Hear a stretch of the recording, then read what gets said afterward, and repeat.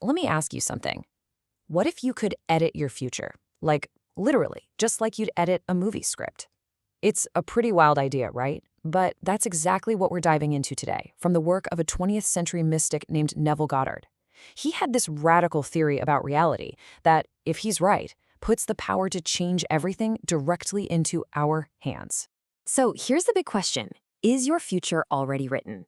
Are we just actors playing out a script that's already been decided for us? Or do we actually get to hold the pen? Neville Goddard offered a really fascinating answer, and it's one that completely challenges how we think about time, fate, and free will.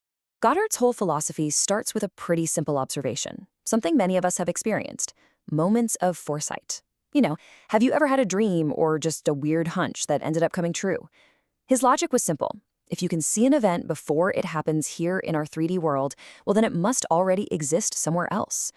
This suggests our future is already laid out, but maybe not in the way you'd expect. Now, I know what you might be thinking. This idea of a predetermined future, it can feel a little trapping, can't it?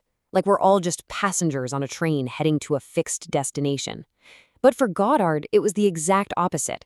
He didn't see this pre-written future as a prison. He saw it as a huge landscape of possibilities that we can actually learn to navigate. And this is where we get to the paradox at the very heart of his teaching. While the entire script of your life might already exist in some form, Goddard believed you have the power to edit it. The future, he said, isn't some rigid block of stone. Nope. It's a flexible reality, and it's shaped less by your actions and more by your inner world, your attitude. Okay, so how on earth is this even possible? The key, according to Goddard, is learning to think fourth dimensionally. And it all starts with understanding that there are two very different ways we're already perceiving our world, every single moment. On one hand, you've got the natural view. This is what your five senses tell you, the physical world, seemingly locked right here in the present moment. But we also have a spiritual view, and that's our imagination. And our imagination, as you know, isn't bound by linear time. In that inner world, the past, the present, and the future can all be accessed as one complete picture. For your imagination, all of time exists right now. And this leads to a pretty mind-blowing conclusion. The fourth dimension isn't some strange, far-off place.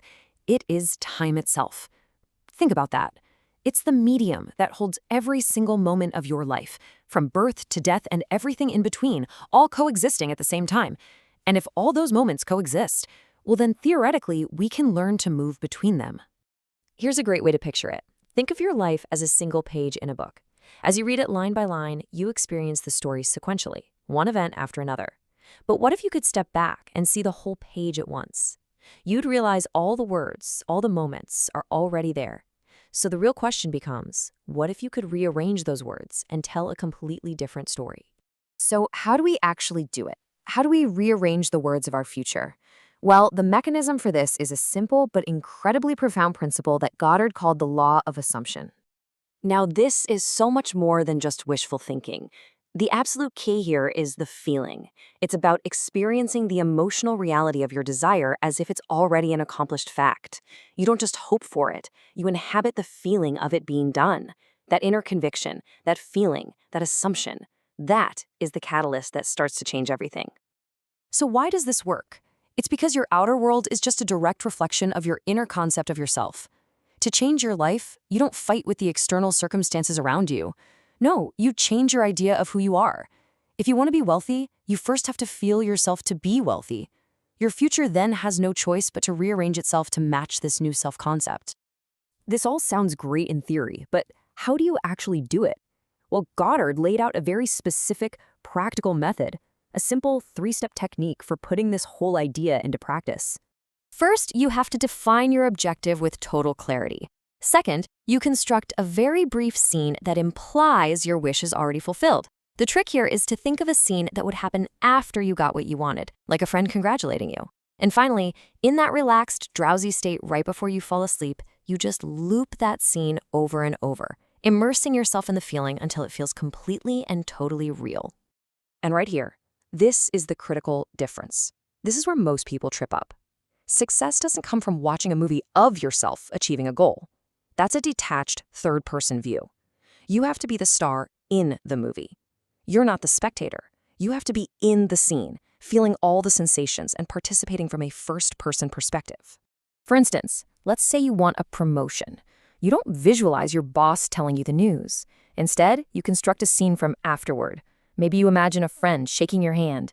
In your imagination, you have to actually feel the solid grip of their hand, hear their voice saying, "Congratulations," and feel that rush of joy as if it is happening to you right here, right now. This entire philosophy, when you really boil it down, culminates in one incredibly powerful and overarching conclusion. There is no one to change but yourself.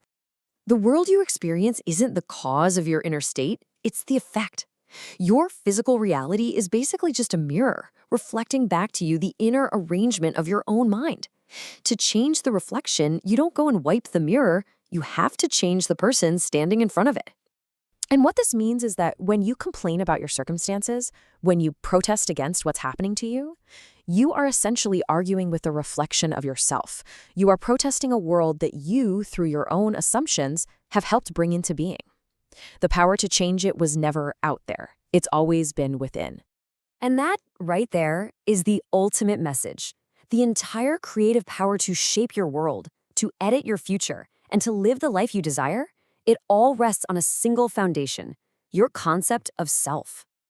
So this entire philosophy really boils down to this one question.